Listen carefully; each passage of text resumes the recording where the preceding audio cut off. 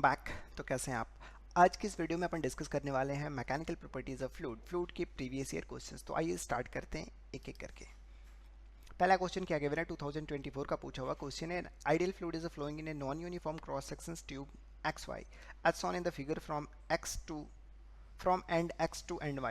If k1 and k2 are the kinetic energy per unit volume of the fluid at x and y respectively, then the correct option। k1 और k2 क्या represent कर रहा है? Kinetic energy per unit volume. तो हम क्या करेंगे बेटा, हमें बर्नौलीज इक्वेशन पता है। बर्नौलीज इक्वेशन क्या होता है यहाँ से? बोलो भाई क्या होता है? Half rho V square. यही kinetic energy per unit volume ही होता है क्या? Half rho V square kinetic energy per unit volume होता है क्या? और रो जी एच हाइट पे हमें अगर प्रेशर बताना हो, प्लस पी नॉट क्या होता है बेटा? कांस्टेंट होता है क्या? यही हमारा बर्नौलीज इक्वेशंस होता है क्या? हाँ या ना? अगर एक्स पॉइंट के लिए लिखें तो kinetic energy per unit volume half rho V square की वैल्यू कितनी गिवन है? k1 गिवन है क्या? k1 plus rho g H. अगर इसे हम रेफरेंस कंसिडर कर लें तो ये कितना हो जाएगा बेटा? एम जी इंटू जीरो हो जाएगा। हाँ या ना? और इसका एटमॉस्फेरिक प्रेशर पी अगर कंसिडर करें तो ये पी के इक्वल होगा। हाँ या ना? ये टर्म क्या होगा? कांस्टेंट होने वाला है। क्लियर है? और वाई पॉइंट के लिए अगर बात कर लें, वाई पॉइंट के लिए बात कर लें तो इक्वेशन दोनों के लिए क्या होगा? ये टर्म कांस्टेंट होगा क्या? क्योंकि ये एनर्जी का कंजर्वेशन है। हाँ या ना? तो वाई पॉइंट के लिए लिखे तो इसकी काइनेटिक एनर्जी कितनी होगी? k2 प्लस एम जी। अगर एच हाइट पे है तो ये, अगर एच हाइट पे है आपको यहां से अगर दिख रहा है तो एम जी एच हो जाएगा क्या ये टर्म? हाँ या ना? Plus P. क्लियर है क्या? ये वाला टर्म कितना हो गया बेटा? जीरो। ये प्लस पी है, ये भी प्लस पी है, पी से पी क्या हो गया? Cancel out. यहां से k1 की वैल्यू किसके इक्वल आ गई बेटा? k2 plus M G H के इक्वल आ गई। कौन ज्यादा बड़ा है? k1 बड़ा है, k2 बड़ा है? हमें k2 में कुछ ऐड करना पड़ रहा है, यानी k1 क्या है बेटा? k1 ग्रेटर देन k2 है क्या? हाँ या ना? कौन सा ऑप्शन करेक्ट होगा बेटा? Option number C, k1 greater than k2। Clear है क्या? अगले क्वेश्चन की बात कर ले बेटा। 2024 का पूछा हुआ एक और सवाल आपके स्क्रीन के सामने। क्वेश्चन क्या पूछा हुआ है? A thin flat circular disc of radius 4.5 centimetre placed gently over the surface of water. If the surface tension of water is 0.7 newton per metre, then the excess force. हमें force क्या होता है बेटा? Surface tension को कैसे define करते हैं? Surface tension S T क्या होता है बेटा? Force per unit area, force per unit length होता है क्या? हाँ या ना? तो फोर्स किसके इक्वल आ जाएगा बेटा? Surface tension multiplied by length. अगर हम किसी सर्कुलर डिस्क को रखते हैं तो उसके कॉन्टेक्ट में कौन सा लेंथ होगा बेटा? उसका सरकमफेरेंस होगा क्या? तो यहां से फोर्स किसके इक्वल आ जाएगा? Surface tension multiplied by circumference, यानी 2 पाई आर। हाँ या ना? सरफेस टेंशन की वैल्यू कितनी गिवन है बेटा? तो surface tension 0.07 Newton per metre, यानी 0.07 इंटू 2 इंटू पाई की वैल्यू 3.14 इंटू रेडियस आर की वैल्यू देखी जाए तो 4.5 सेंटीमीटर। इसे इसके यूनिट में अगर लिखना हो तो 4.5 अपॉन 100 होगा क्या? हाँ या ना? यही होने वाला है क्या बेटा? बोलो यही होगा क्या? हाँ या ना? ये 0.07 ही था ना? हाँ बिल्कुल सही। तो इसे क्या लिख सकते हैं बेटा? 0.07 को अगर 2 से मल्टीप्लाई करें तो कितना हो जाएगा? 0.14 इंटू 10, 3.14 इंटू 4.5 अपॉन 100। यही लिखेंगे क्या? हाँ या ना? अगर हम फर्दर मल्टीप्लाई करें तो क्या लिखेंगे बेटा? 0.14 को 4.5 से मल्टीप्लाई कर दे क्या? 14 इंटू 5 कितना होता है? 70, 07 कैरी करेगा। 14 इंटू 4 कितना होता है? 56, 56 प्लस 7 कितना हो जाएगा? 56 प्लस 7 कितना हो जाएगा? 63 हो जाएगा क्या? हाँ या ना? तो 0.4 को ये 0.630 इंटू 3.14 इंटू 10⁻⁻² लिख सकते हैं।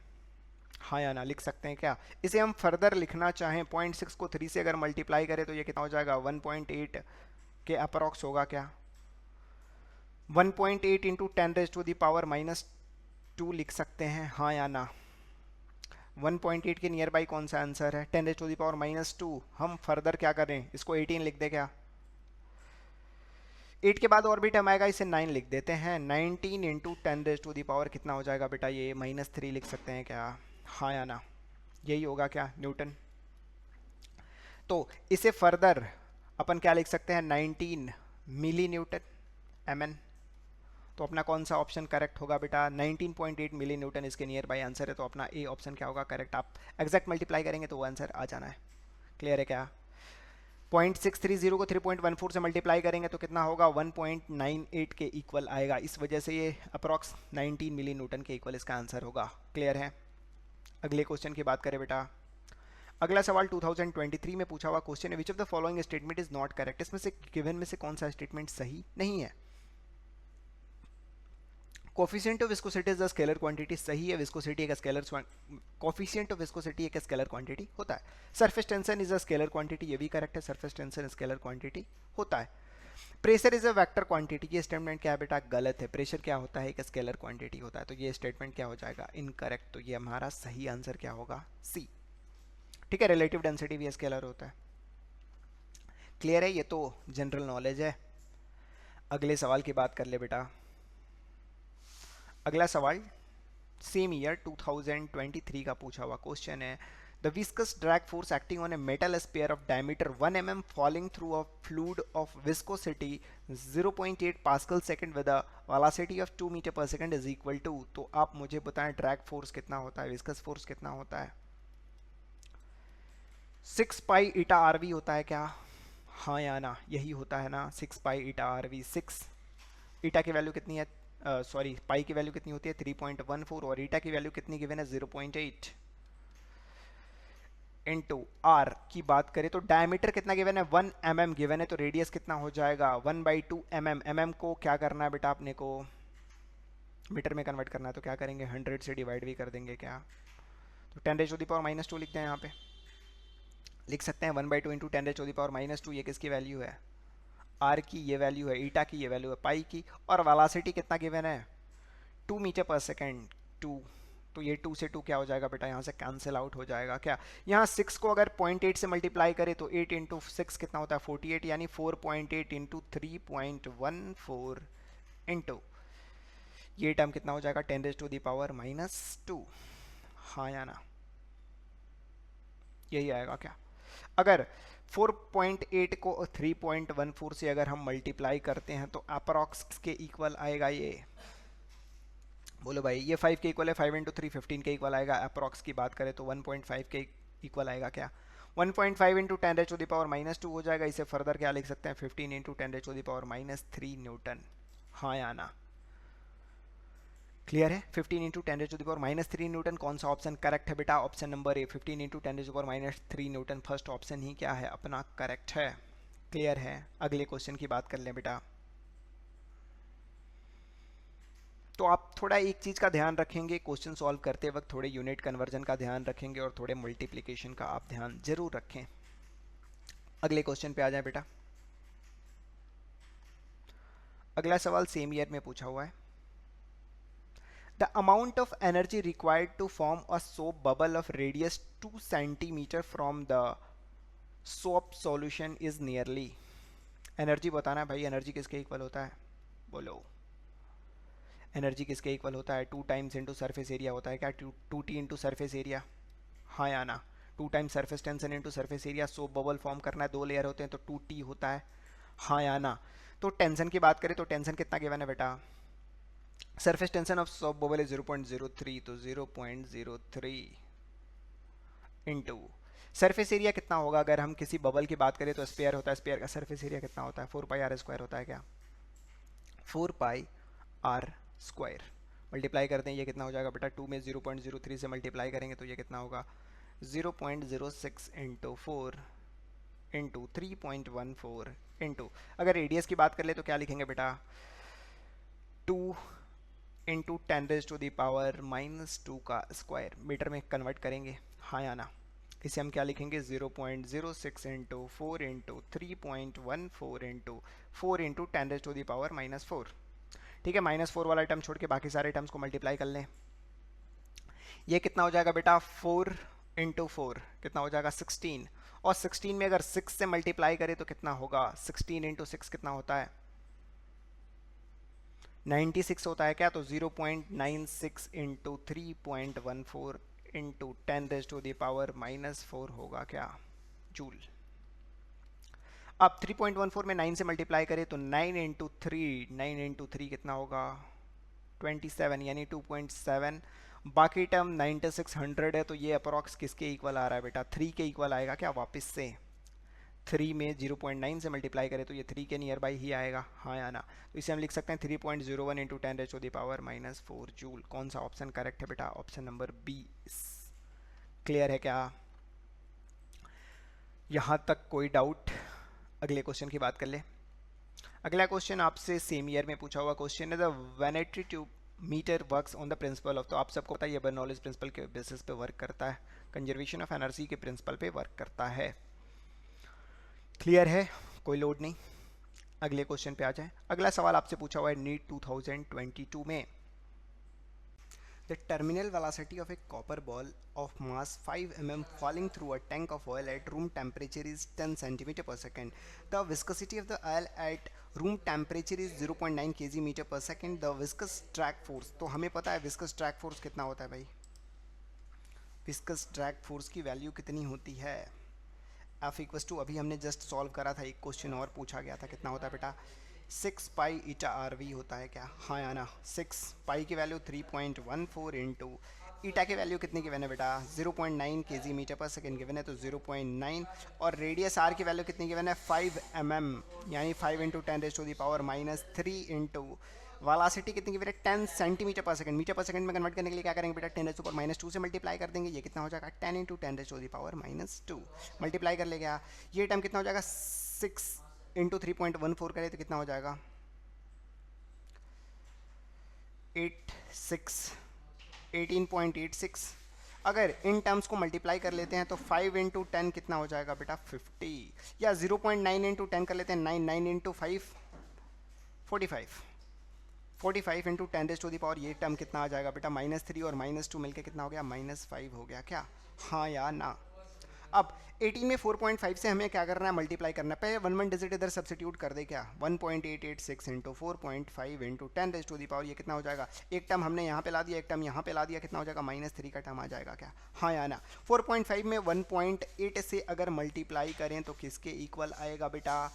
इसे अगर आप मल्टीप्लाई करोगे तो आप पाओगे 4.5, और ऑलमोस्ट 8 के इक्वल आ जाएगा, हाँ या ना? इसे हम क्या लिख सकते हैं? ऑलमोस्ट 8 इंटू 10⁻⁻³ कितना हो गया बेटा? कौन सा ऑप्शन इसके नियर बाई है? 8.48 into 10⁻⁻³ option number B, 8.48 into 10⁻⁻³ इसका क्या होने वाला है? करेक्ट आंसर होगा, क्योंकि ऑर्डर से भी हम यहाँ से डिस्टिंग्विश तो कर ही सकते हैं ना।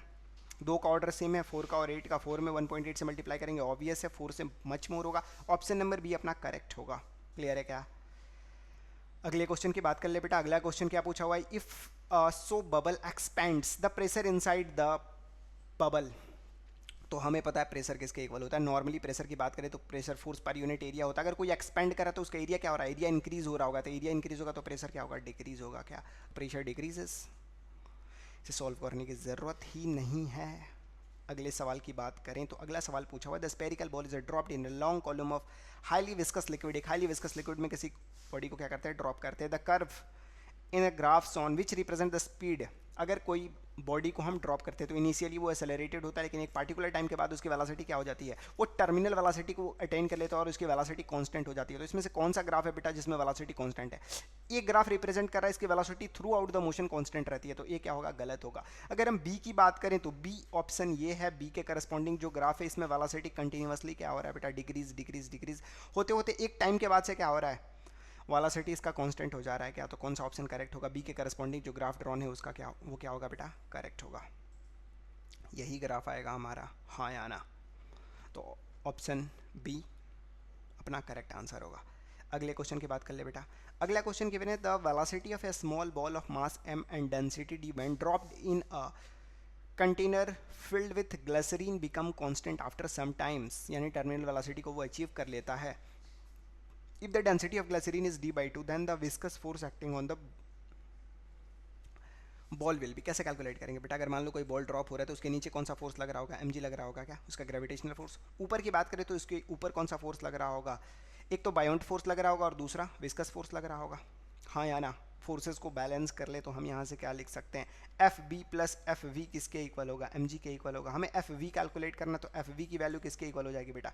M g minus F B, हाँ या ना? अब बायोंट फोर्स हमें पता है किसके इक्वल होता है बेटा? मास को हम डेंसिटी के टर्म में लिख लें क्या? डेंसिटी डी है तो डी इंटू वी इंटू जी हो जाएगा। इसकी डेंसिटी d/2 है तो d/2 इंटू v इंटू जी हो जाएगा। यहाँ पे v वेलोसिटी नहीं है बेटा, v क्या है, वॉल्यूम है, किसका, बॉल का। यहाँ से क्या हो जाएगा बेटा, ये डी वी जी में से D V G upon two को सब्सट्रैक्ट कर देंगे तो ये कितना हो जाएगा, D by two V into G. वापिस से डेंसिटी इंटू वॉल्यूम क्या हो जाएगा, मास एम जी अपॉन टू। ये हमारा करेक्ट आंसर होगा क्या, तो कौन सा ऑप्शन करेक्ट है बेटा, ऑप्शन नंबर बी, एम जी अपॉन टू करेक्ट आंसर है। क्लियर है क्या। अगले सवाल की बात कर ले। अगला सवाल आपका पूछा हुआ 2020 का है। क्वेश्चन क्या है, a capillary tube of radius r is immersed in water with and water rises in it to a height h। एक कैपिलरी ट्यूब को हम क्या करते हैं, किसी वाटर के अंदर अगर डालते हैं तो ये h हाइट तक ऊपर चला जाता है। The mass of the water in the capillary is 5 ग्राम। इसके अंदर का मास कितना है बेटा, अगर मास 5 ग्राम है तो h हाइट तक जाता है। इसके अंदर का मास हमेशा कंसिडर कर ले कितना है, ये मान लो, थोड़ा अच्छे से ड्रॉ करते, ठीक है। इसके अंदर m मास है तो h हाइट तक जाता है। The mass of a water in the capillary tube is 5 gram. Another capillary tube of radius 2r। अब इस बार रेडियस कितनी है बेटा, ये r रेडियस है, तो उसकी कंडीशंस की बात हम कर रहे हैं। अब रेडियस 2r वाले कैपिलरी ट्यूब को वापस से इमर्स्ड करते हैं। The mass of the water that will rise in the tube. इसके अंदर की मास की वैल्यू पूछिए। एक्चुअली हमें मास और रेडियस के बीच का रिलेशन बताना है कितना होगा, तो कैसे कैलकुलेट करेंगे बेटा आप बोलो। सरफेस टेंशन किसके, अगर हम यहाँ से इक्वेट करें, क्या करें बेटा, इक्वेट करें, किसको इक्वेट करना है, फोर्स को। तो हमें पता है सरफेस टेंशन किसके इक्वल होता है, S T equals to force per unit area, force per unit length, sorry. Force की वैल्यू कितनी आ जाएगी, surface tension into length. Capillary tube के अंदर जो सरफेस टेंशन होता है वो कितना होता है बेटा, टी कॉस थीटा होता है क्या, हाँ या ना, यही होता है क्या, T cos theta into height H, यही रिलेशन होगा क्या, हाँ या ना, बोलो भाई। लेंथ एच कंसिडर करेंगे क्या, यहाँ पे लेंथ क्या कंसिडर करेंगे बेटा, हम लेंथ कंसिडर करेंगे इसके सरफेस एरिया, यहाँ पे जो एरिया होगा वो कंसिडर करेंगे ना, क्योंकि ट्यूब सर्कुलर होगा, उसके ऊपर वाला सरफेस 2 पाई आर होगा ना, तो एच की वैल्यू कितनी आएगी, 2 पाई आर आएगी। तो फोर्स कितना हो जाएगा बेटा, T cos theta into H की जगह कितना आएगा, ये एच हाइट नहीं होता है, एल लेंथ होता है जो कॉन्टैक्ट में होता है, वो किसके इक्वल हो जाएगा, ये एच के जगह हम क्या लिख देंगे बेटा, 2 पाई आर। और ये फोर्स किसको बैलेंस कर रहा होगा, नीचे mg को बैलेंस कर रहा होगा, तो m इंटू जी। यहाँ से देखें m और r के बीच में हमारा रिलेशन आ गया, m directly proportional to r है, तो क्या लिख सकते हैं बेटा, m1 upon m2 equals to r1 upon r2। हमें किसकी वैल्यू बतानी है, m2 की, तो m2 की वैल्यू किसके इक्वल हो जाएगी बेटा, बोलो r2 upon r1 into m1, हाँ या ना। r2 की वैल्यू कितनी है, 2r, और r1 की वैल्यू r है, मास m की वैल्यू कितनी है, 5 ग्राम, तो r से r ये कैंसिल, 5 इंटू 2 10 ग्राम। कितना मास होगा बेटा, ये 10 ग्राम मास होल्ड करेगा। क्लियर है क्या, कोई डाउट नहीं। चलो फिर अगला सवाल देख लेते हैं, 2019 का पूछा हुआ क्वेश्चन है। अ soap bubble having a radius of 1 mm is a blown from a detergent solutions having a surface tension of 2.5 into 10 raised to the power minus 2 Newton per meter. The pressure inside a bubble equals at point z naught below the free surface of water. Water के surface से किस height पे बेटा, z naught height पे pressure, इस ये जब bubble present होगा below the surface of water in the container taking the density of water, इतना गिवन है। वैल्यू ऑफ z naught की हमें वैल्यू बतानी है। कैसे करेंगे बेटा, इस पॉइंट पे प्रेशर लिखे हम, प्रेशर का इक्वेशन लिखे, पी किसके इक्वल होगा, P nought plus rho g, H के जगह क्या हो जाएगा बेटा, जेड नॉट हो जाएगा क्या, हाँ या ना। अगर हम इस बबल के अंदर एक्सिस प्रेशर का इक्वेशन लिखे तो पी की वैल्यू कितनी होती है बेटा, पी नॉट प्लस 4t, हाँ या ना। ये 4t अपॉन आर के इक्वल होती है क्या, आप मुझे बताएं, यही होता है क्या बेटा, 4t अपॉन आर के इक्वल। यहाँ से दोनों को इक्वेट कर दे, फर्स्ट और सेकंड इक्वेशन को। अगर हम फर्स्ट और सेकंड इक्वेशन को इक्वेट करें तो क्या आ रहा है बेटा, रो जी जेड नॉट किसके इक्वल है, 4t अपॉन आर के, रो जी जेड नॉट किसके इक्वल होगा बेटा, 4t अपॉन आर के। यहाँ से जेड नॉट की वैल्यू किसके इक्वल आ जानी है, 4t upon rho g z nought into r, हाँ या ना। सभी वैल्यूज़ हमें पता है क्या, बोलो भाई। टेंशन टी की, सरफेस टेंशन की वैल्यू कितनी है, 4 into 2.5 into 10 raise to the power minus 2 upon, नीचे डेंसिटी कितना गिवन है, अगर डेंसिटी की बात कर लें तो 10 raise to the power 3 kg per metre cube, नहीं भी गिवन होता तो ये डाटा तो आपको याद ही होना चाहिए कि वाटर का density 10 raise to the power 3 kg per metre cube होता है। जी की वैल्यू भी 10 कंसिडर करनी है, जेड नॉट, ये तो हमें कैलकुलेट करना था ना, यहाँ जेड नॉट का टर्म नहीं आएगा।